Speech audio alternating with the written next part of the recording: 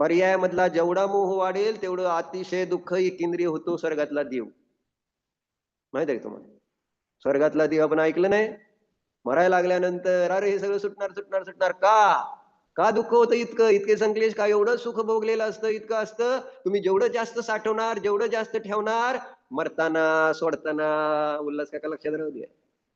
ते सगळे एकदम सुटणार आहे एका क्षणात. माहित आहे? आणि तुम्हाला डॉक्टरना आधीच सांगितलं आता संपलंय सगळं. काय आता सगळं हे ज्याच्यात मी माझा मोह अडकवलेला होता, ते सगळं आता राहणार नाही. पुढं मला भविष्य अंधकारमय. आता काय? अतिसंक्लेश भावतय मर्यो. तिथं तर नरकात जाते. कहतय चयथावर तंडरे आहे ना. काय आपल्याला शेवटची वेळेस जो विमानवासी हू थाय सम्यक दर्शन बिन दुख पाय.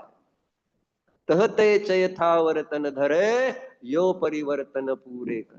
करायचंय असं पुन्हा एकेंद्रिय व्हायचंय. नको असेल तर व्यवस्थित निश्चय करा. वेळ मिळालाय तर वस्तू स्वभाव समजून घ्या. आपली भ्रांती दूर करा, आपलं अज्ञान दूर करा. अज्ञान दूर केल्याशिवाय कोणालाही शांती मिळू शकणार नाही. आणि जिनेंद्र देवाने सांगितलेलं जे वस्तू स्वरूप आहे ते जाणलं तर शांती शांती. इतकं सुंदर आहे. पण त्याच्यासाठी मला प्रयत्न करावा लागेल. ओम नमः. प्रभू मी मन